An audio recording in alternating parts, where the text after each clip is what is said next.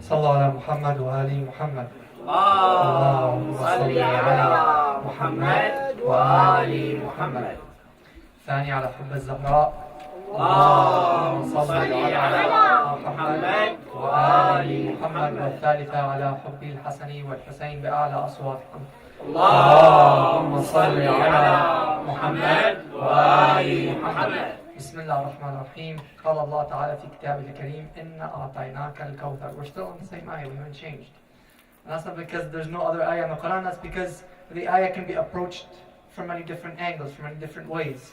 So one of it is approached as a hiba, as a gift, one of it is Sayyidah Fatima, one of it is ata, one of it is this, and so on. And the Quran in different verses, the hadith says that there's 70 different batin, 70 different ways of looking at the same ayah. In this case today we're looking at if we're continuing in the same story, if we're continuing the same storyline as we started from the first lecture, and then the second day was about the trial and the test yesterday, and today it's about communication and God's way of communicating with us. God maybe does not speak to me in Arabic or English for that matter, but God does communicate to us in many, many different ways. And don't constrict your idea of communication to just language, the language that we speak, that is. So the kinds of communication that you see, there's plenty of communication. Expand the meaning of communication here. It could be either from animal behavior, from human, bacterial, plant, everything that you see within the cosmos, everything communicates with each other. Physical, social, metaphysical, it means beyond the physical. There's chemical, biological, biochemical, and so on. And those who've been in university or who've studied in many institutions or around the world know that there's different types of languages, different types of communication, and language is one part of that communication. It's a complex system. The assumption that we're assuming here, there's somebody else that you're communicating to. There's another person. It's not just, you're not by yourself. God communicates to us through His signs. This is beyond language, so it's not just language. This is now that God puts signs on this earth, puts signs in the way He creates the world, and He communicates to us through those signs. So everything, the science, the nature, they all point to the same idea, the existence of God. For example, Ahlul Bayt are the sign of God's existence. Their power, their majesty, their creation, their purpose, it's a sign of the existence of God, for example. And Ahlul Bayt, like the hadith says, are like stars. كالنجوم. بينما اقتديتم اهتديتم. Whichever you take on or you hold on to, you will be guided. So they are a sign for the hidayah, for the guide. They are a sign of the power of the existence, of the purpose of that creation. So, and I wanted just to touch here a famous ayah in the Quran, وَإِذَا قَالَ رَبُّكَ لِلْمَلَائِكَةِ أَنِّي جَاعِلٌ فِي الْأَرْضِ خَلِيفَةً. And there's always the interpretation, well, what did the Malaika think? Did they think that, they saw Adam, they saw, turab, or they saw clay, so they realized it was dust, they realized it was close to the earth, and then they saw the ruh. It's not really like that. What happened is that the Malaika, just for you to understand that here, Adam is a sign of God. And Adam, there's two types of Adams we have in the Quran. There's Adam, which is the Abul Bashariya Adam. And there's Adam of the cosmos, which is Nabi Muhammad sallallahu alayhi wa sallam. So the Adam here is not the first Adam, it's the original Adam, Nabi Muhammad sallallahu alayhi wa sallam.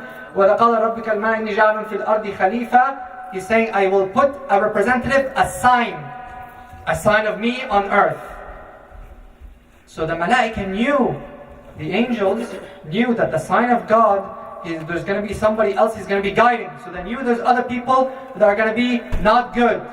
So that's why they said, أَتَجْعَلُ فِيهَا, will you have, with your majesty, your power, your might, you're going to allow somebody else, يُكْفُرْ بِاللَّهِ.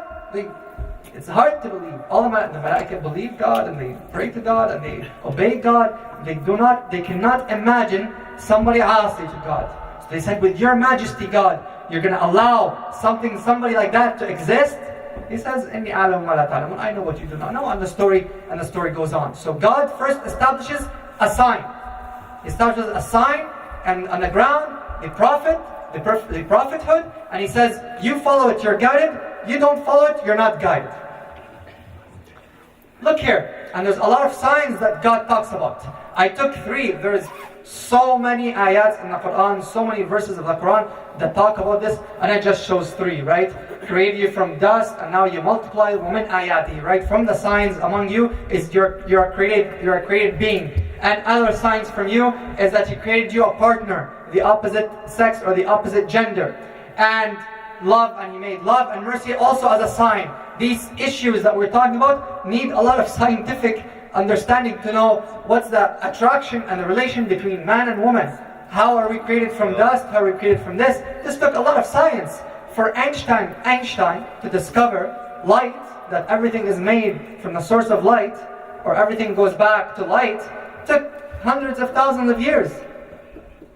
So these are not simple statements that I might seem easily to say it or repeat it from the Quran, but they're not easily understood. They need a lot of bahath, they need a lot of research, they need a lot of understanding to know what this actually means. One of the signs that He uses in the Quran says, وَمِنْ آيَاتِهِ, is that your sleep in the night and day and your work. And then big scientific, I've seen lots and lots of documentaries and books talking about the human cycle inside the body, how it works and whatnot, and what goes on and what happens, that we have an internal biological clock, and so on, and so on. So these seem like, very quickly you say, well, yeah, it's we sleep in the night, wake up in the day, but they're not as easy as that. And God says, I made them a sign for you. That means if you dig deep, you find God. And you realize this in general, that whichever field you're in, whichever you've studied, wherever you go, wherever you work, you see God. You work in physics, today you see most of the physicists see God. There's particles and nanoparticles and so on and whatnot, and communication. Today, do you know what they've discovered? Just recently, in this century, in these past 10 years, they've discovered there's no space. There's no space. You see what you see between me and you? They say it doesn't exist. It exists between us and we see it, but it doesn't work like that. You know what Einstein called it? For those who study physics, he called it spooky action at a distance. That means if something moves here, it moves exactly at the other spot at the same time. They don't know how. The physicists today, ulama al-fizya, you know what they say? They say that you can walk through walls.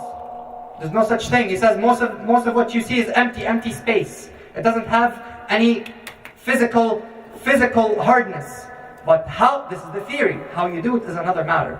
And now maybe you might understand how Sahib al-Imam Ali ibn Yaqtin was able to ride the camel and suddenly appear at another place. Now I'm giving you as an example from the hadith that these are not far-fetched. Before if they heard it, they might say, oh my God, Ali ibn Yaqtin, wow, mashallah, how did they do this? How did Imam do this? Of course, it's still a miracle. But today, science has been able to discover that a lot of these things, a lot of these theories that have happened are actually doable. They just don't know how. All sides communicate. And I love that, and I did this on purpose to see that while humans communicate, animals communicate, even plants, even animals communicate, they talk. And even animals talk language. Not necessarily our language, and sometimes a'jaz, min Allah, they talk our language, Arabic. Like the donkey of Balaam bin Ba'ura. He spoke, he turned to Balaam, told him, what are you doing? This is a prophet. And then Balaam pushed the donkey. Long story short. Ants speak many different languages, mostly the chemical language they speak. But today, from the ayat of God is the ants and the bees. You watch a few documentaries, you lose your mind. It's unbelievable. There's a problem in mathematics. Mathematics, for those who've studied mathematics, it's called the traveling salesman's problem. For those who've studied mathematics. The only way they solved it is they studied ants and they solved the problems through studying such a complex, very complex mathematical problem. Requires supercomputers or great computers to actually solve that problem. One of the ayats, for example, I wrote here a flower on purpose, and because, for example, it's narrated that Sayyid Tabatabai used to look at a flower. And if I look at a flower, I smell it, and if I give it to my wife, he used to look at a flower and cry, and start crying, because he saw the power of God in something so simple as a flower. And as a side note, there's a hadith that says that the flower, is from the sweat of the Prophet. So if you see it, you smell it, and you put it on your eyes, you say, Allahumma salli ala Muhammad wa ali Muhammad. Other Prophet, like Prophet Sulaiman salamullah, spoke language of the ants or the birds, and in many instances, and even he wanted to punish the hippo. So now we ask the question, how did the Prophet want to punish a sign of God? Or how did the Prophet want to punish an animal? And so, he's a prophet, right? So he's not going to torture the animal. What he was actually going to do, if the hippo did not return, he was actually going to put him with another species of bird. He cuts off communication. And this one time happened where there was a ruler, he wanted to punish a man, a knowledgeable man, so he put him with another person that did not know anything, yani jahil. And so every time that good sheikh used to pray, that jahil used to start crying. So at the end, the wise man asked this person, why are you crying? He says, well, every time you pray, I see your beard on the ground, and it reminds me of my goat. Right? So, and he was so disturbed, this wise man was so disturbed, there was no communication, totally cut off, doesn't understand his language. He told him, just take me out of this prison. And then the other ayah here, for those who read Arabic, that everything in this earth, not just the plants and the animals, even the Prophet used to take stones and used to hear them tasbih, right? They used to communicate to God, they used to praise God, not with words like what we do, they used to praise God with their own way. One time the Prophet, for example, his wife had washed his blessed clothes, even though they probably don't need washing. She washed his blessed clothes, and after 2 days he told her, please wash them again. She told him, I just washed them the other day. He told him, I can't hear their tasbih anymore. There's dirt on them. So even everything in the cosmos, everything that is created, everything that you see around you speaks. That's tasbih, praises. And everything will be shaheed. All these signs of God on the Day of Judgment, that's why you're never alone. Right? The earth talks, the earth, the skies, the trees, the sun. There's a book for those who like philosophy. It's called An-Nafs al-Sabzawari. Now this is beyond even my topic. But for those who are interested, to go see what the alam of the nafs is, what that means for Sayyid Sabzawari, and what it means in general, because nafs is not just for us, we have ruh, nafs, everything has a nafs. So now if we want to talk about communication, well, what's language? Because not how we speak, right? So let's bring it down to earth in a way, bring it a notch down. So it's a way of it's a capacity, it's our capacity to acquire a complex system of interaction or of communication. So what the language of the Quran is Arabic. Now it's classical Arabic, and maybe we speak Arabic, but I don't think we speak the language of the Quran. It does not refer to the same language that we speak. Yes, the same words maybe, the same letters, totally different meanings from God's perspective. Because the verses are dispersed, it requires a lot of studying, a lot of inquiry. That's why I'm not a mufassir, I'm not a mujtahid, far from being any of that. I just study and I take their books and I read, and that's about it. That's how far I go. Some verses don't make sense on their own. They don't make sense. You read the Quran, if you don't have Ahlul Bayt, you have all the problems that Muslims are facing today. You kill another Muslim because you think that ayah says go kill him. You don't talk to this Muslim because you think this ayah says don't talk to this. You kill, you hit, you blow, everything because the meanings, the interpretations in your head, you're interpreting them from your own perspective, from your own Arabic, not from the Arabic not from the understanding that God wanted to communicate, not from His signs. The Ahlul Bayt, you moved them apart and you brought other signs in there. And there are so many different meanings so many different interpretations, up to 70, and probably even more than that. Let me give you an example. The Arabs like poetry. For those who like Arabic, you're going to like these next few slides. Even though it was time of ignorance, there was only a few who excelled really in Arabic. When the Quran descended, they thought it was sorcery and magic because they've never heard of such awesome beauty. When they heard the words of the Quran, when I hear the Quran, I don't feel what they felt. With all honesty, I could hear it 100 times. I don't understand Arabic enough to understand what they really felt when they heard the Quran. So look here, they wanted to see if the Prophet was truthful. So one of their tests, the kuffar, one of their tests was to see how truthful the Prophet was really sent from God. So they sent one of the best Arabic speakers of the time. So I sent him to the Prophet, they told him, go listen, and then come back and tell us what it is. That poor man, he went to listen to the Prophet, he listened a few verses, he didn't say a word, he got up, left his house, 3 days in his house, did not say a word. They went to him, they said, what happened?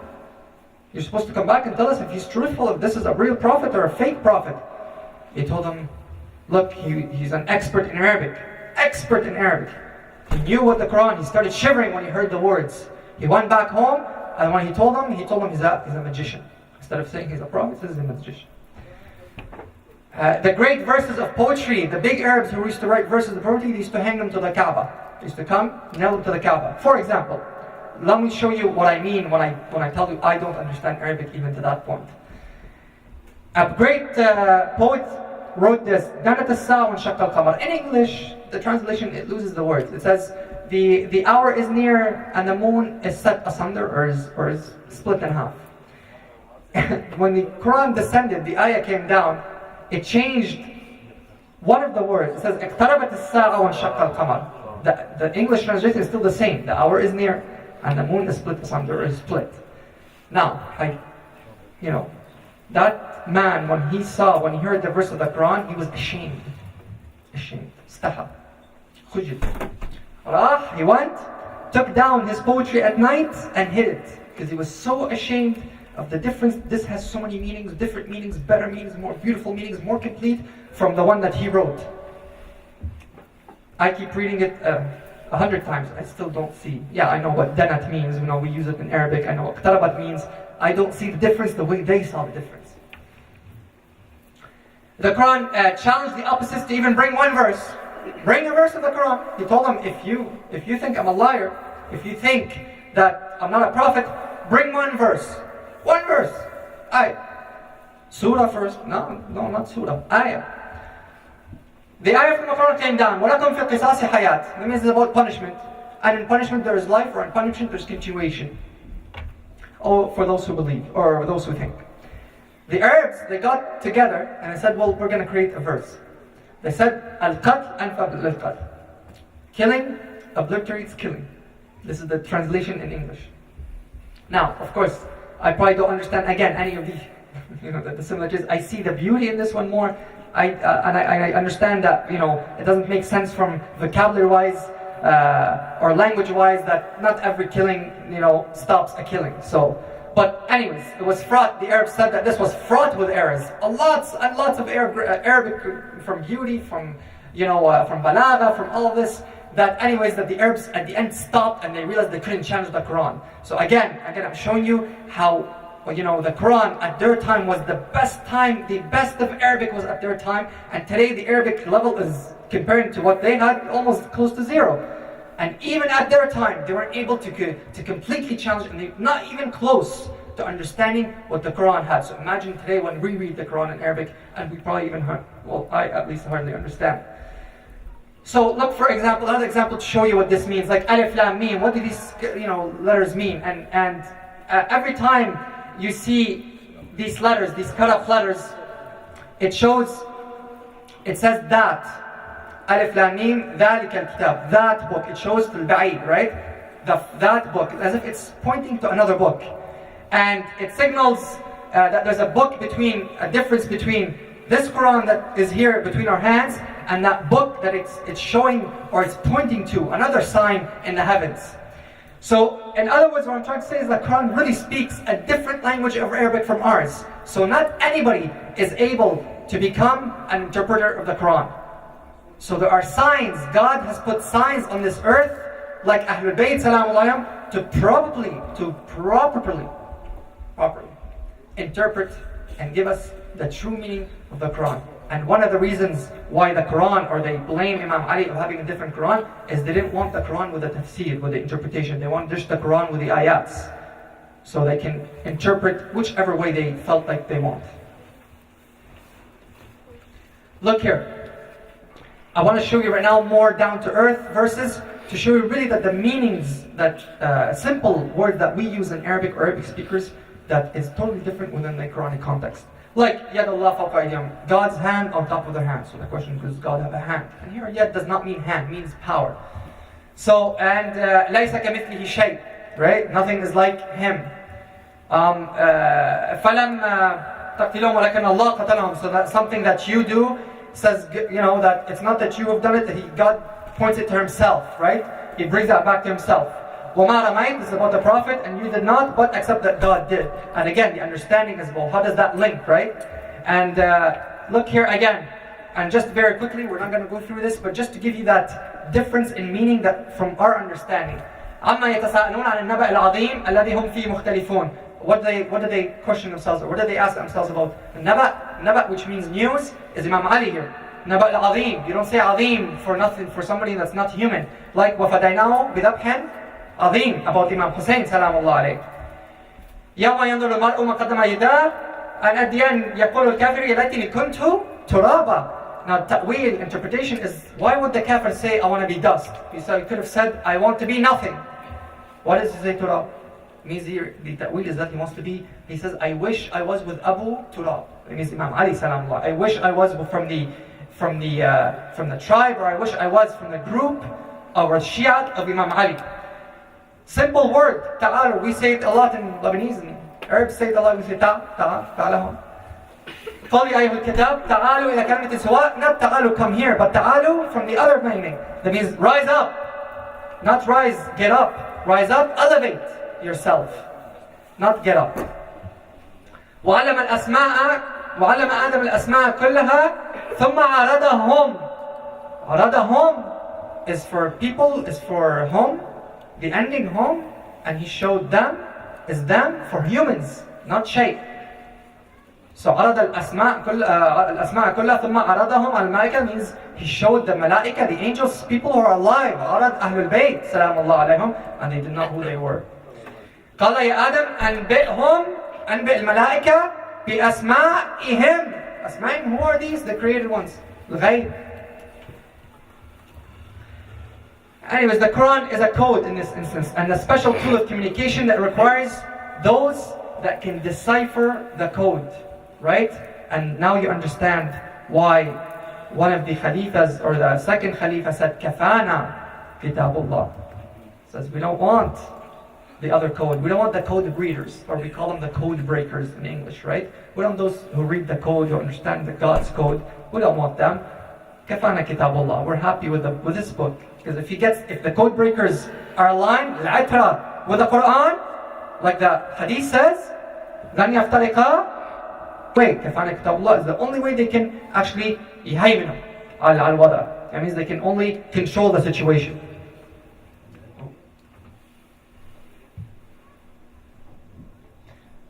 Did I go too many slides? The creation, look here again, to show you another deeper meaning for something as simple as water. God says, and we created everything from water that is alive. Now, which water is that? And the question, it was water created from water. The water is not here water that you drink, H2O, but water is that وَعُجْنُوا فِي مَاءِ وِلَايَتِنَا, that wilayah, that nur that was first created, not the water that we drink. وَأَنَّ يَوْمًا عِنْدَ رَبِّكَ كَأَلْفِ سَنَةٍ, and a day of your Lord is like 1,000,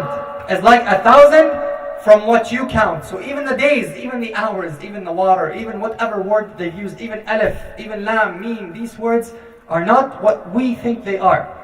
Totally different. The interpretation, the meaning, the level of understanding is beyond our comprehension, at least. Your prayer is a form of communication. When you want to speak to, let's say you want to type into a computer. A computer understands a specific language, a code, right? HTML or whatever you have it today, whatever code that they put in the computers, zeros and ones, the basics, right? Electrons at the more basic level. God, when you want to speak to God, you can't say anything. Yes, you can pray in your heart, you can supplicate, you can sometimes وقت الحلقة وقت الدمعة. Yes, your dua is mustajab. But when you want to have that official prayer, official communication, there's a line. You have to pick up the phone, the red line.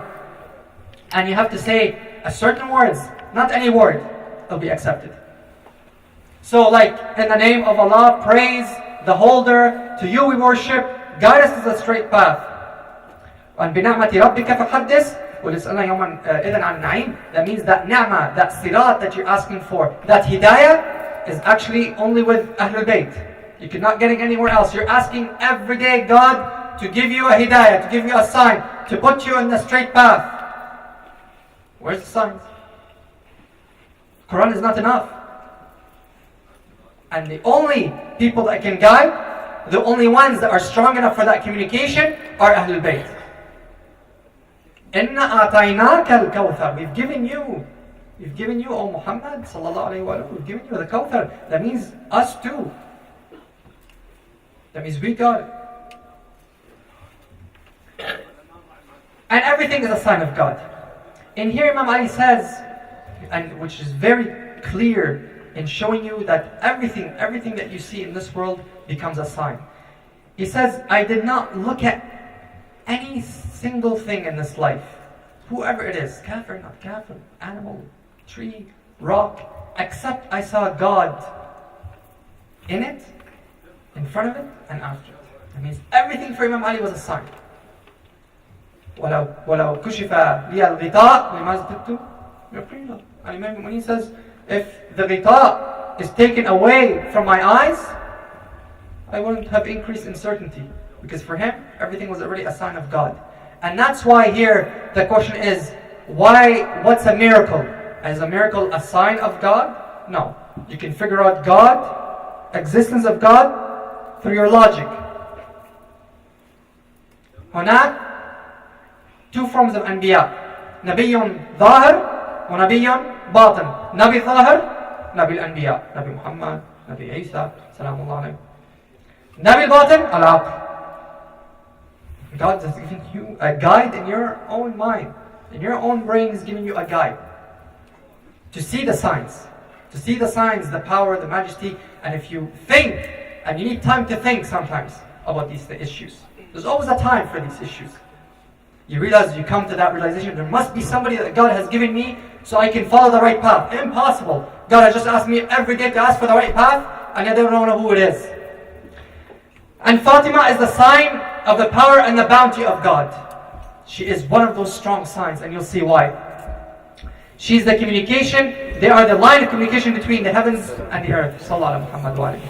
Allahumma salli ala Muhammad wa ali Muhammad. If we ask the question, who is Fatima sallallahu alayha? We understood now the sort of mini introduction for the signs, for that continuation, for that God's communication, how complex the Quran is and not simple. But then the question, well, who is Fatima sallallahu alayha? And look what she says here. Look what the Prophet says. من عرف هذه فقد عرفها ولم يعرفها فهي فاطمة بنت محمد وهي بضعة مني وهي قلبي وهي روحي التي بين جنبي من أذاك قد أذاني. The hadith is known, but he's got the Prophet as if, and almost 100% he's telling us that the sign, my sign, is Fatima. You know what they used to say before? من المكرمات دفن البنات.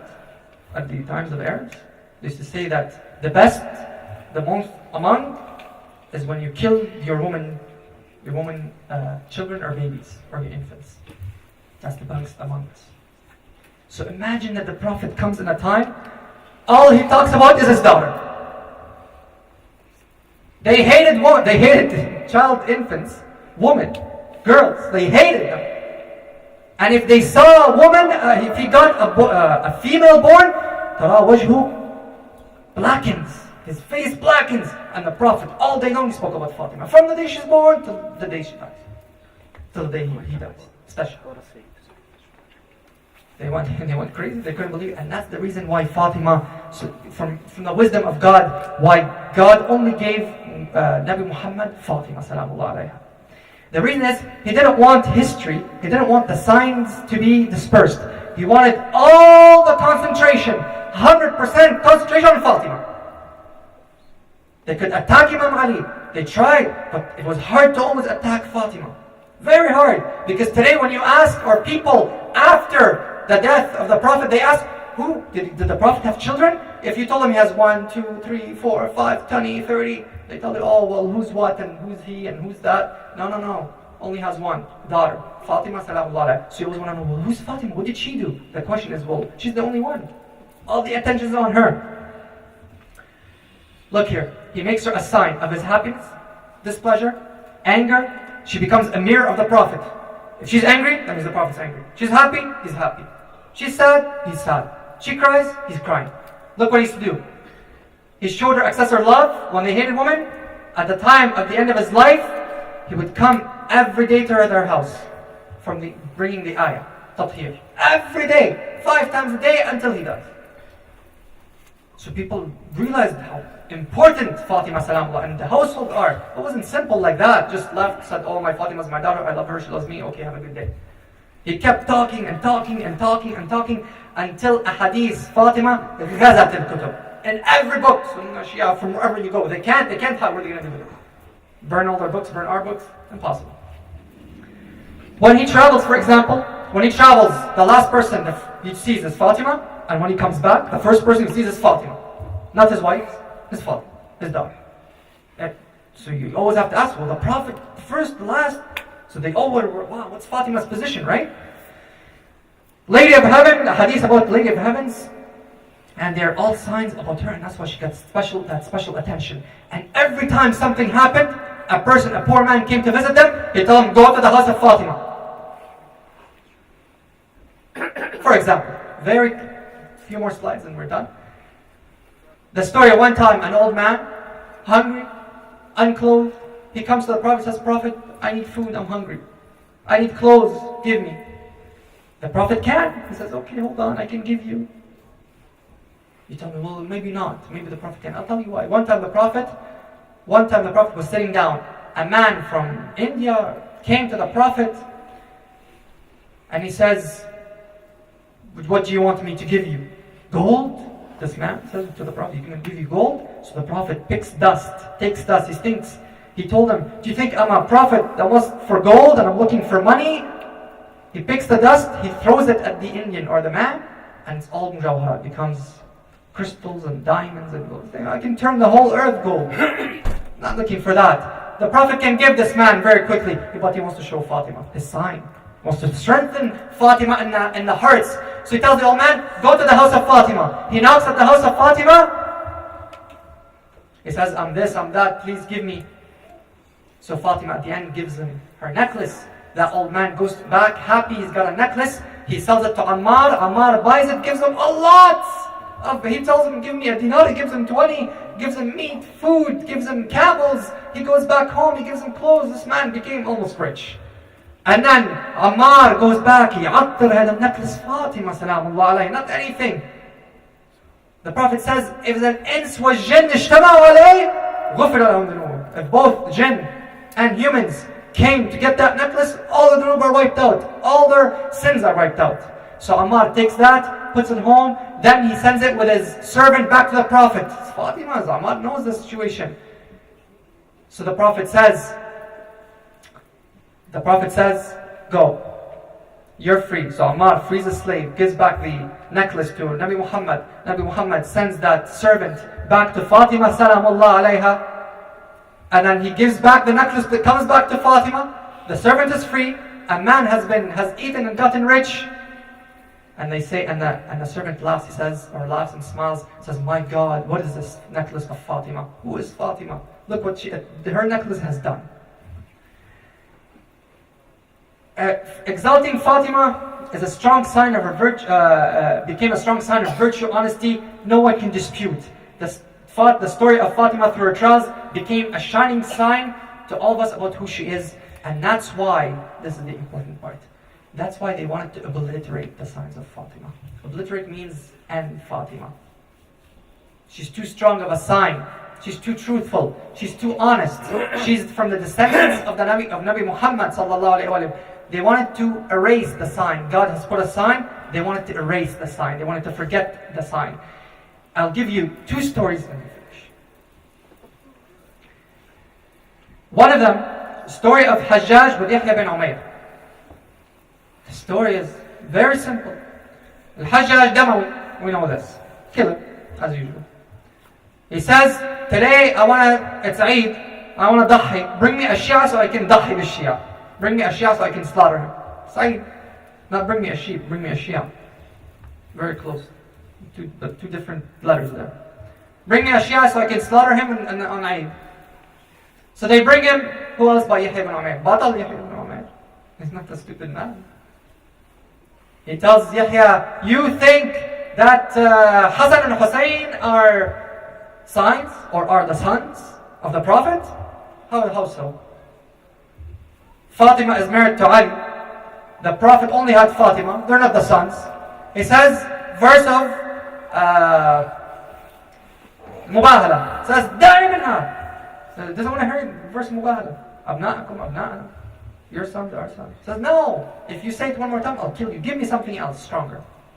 He says, what about the verse that says, woman from his progeny is Dawood, Sulaiman, Ibrahim, and then he counts Isa. He says, and what about that verse? He says, well, Isa is from Maryam. And Maryam, and Isa came without a father. But in the verse, it links Isa to Ibrahim. And there's many generations, Ajal, ben Ibrahim and Isa. But between Fatima and Nabi Muhammad, between Hassan Hussayn and Nabi Muhammad is one, Fatima. So Al-Hajjaj realizes it's a mistake and frees Umar. But they wanted to erase the signs. Imagine, they tell him, tell me if this is the sons of the Prophet and it was only Fatima between them. And then they forget, subhanAllah, the Quran.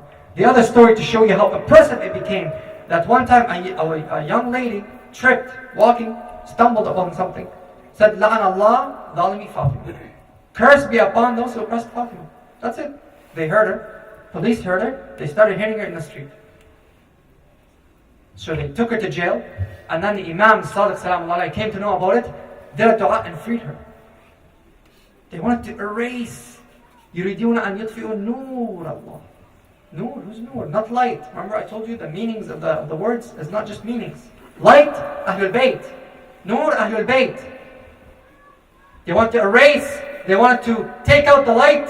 Bi afwahim. Usually when you take out a light, you don't do it with your mouth. You do it with physical. But God want to yinhum, to show how little they are. It says with their mouth. You want to take out a light with your mouth. وَيَأْبَى اللَّهُ إِلَّا أَنْ يَتَمَّ نُورَهُ. There's a power here. It will bring them on no matter what. And what bigger sign? What bigger sign than God has left us than Fatima?